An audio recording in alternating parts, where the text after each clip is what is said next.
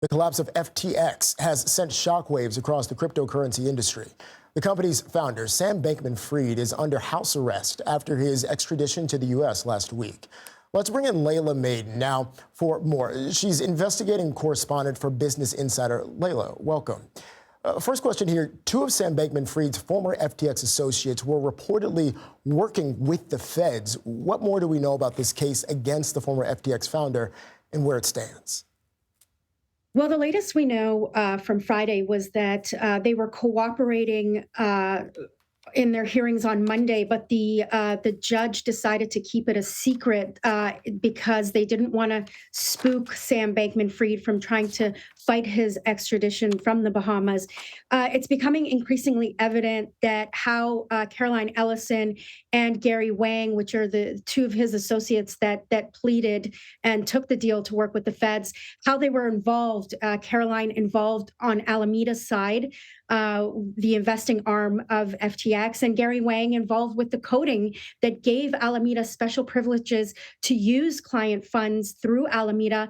And both of them pleaded guilty, and they confessed that they knew what they were doing was defrauding investors and lenders to the firm, and that they knew that other colleagues were communicating to customers that their funds were not being used in any way. So both of them, Caroline faces up to 110 years in prison, Gary Wang 50 years. And so by cooperating, they could probably bring their sentencing down.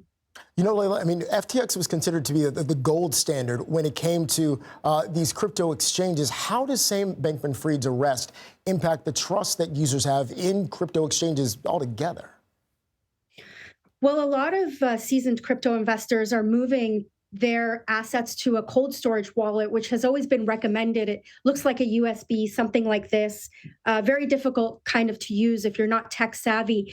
But I think until regulators step in at this point, people are going to have a very hard time trusting any crypto exchange for that matter. You know, we've seen the collapse of multiple crypto exchanges and currencies over the past year. What's the crypto industry landscape going to look like in 2023? Asking you to pull out your crystal ball here. A lot of regulation that we're going to hear of, which is good. People in the industry, they want that regulation. They want that clarity. And it's probably going to be quite a quiet market. And this is part and based on the collapse of many firms, but also because crypto has a 4-year cycle where we see these price fluctuations go until they hit a peak in 4 years. And it has to do with, you know, the Bitcoin mining cycle. So we do expect a quiet sort of market, maybe a flatline bear market.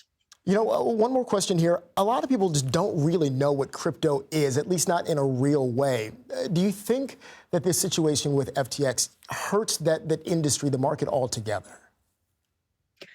Well, when we saw sort of the collapse of the dot-com boom, like when the internet came to town, you know, it hurt a lot of companies that weren't steady. They were breaking glass. But the internet still stayed, and internet-based companies are some of the strongest companies now. So I think what's happening is just a shakeup in the sector, and anyone who's not playing by the rules is going to be pushed out of the market. And we're going to see stronger firms come to the forefront. Maybe traditional financial firms like banks come and sort of take up that monopoly that we saw other crypto firms having. And we're going to just see more stability in the space. But I don't think it will hurt crypto. It'll just maybe take a little time for more people to start trusting it again. Could actually potentially be good for stability, it almost sounds like, in the long run. Laila Maidan, thank you so much. Thank you for having me.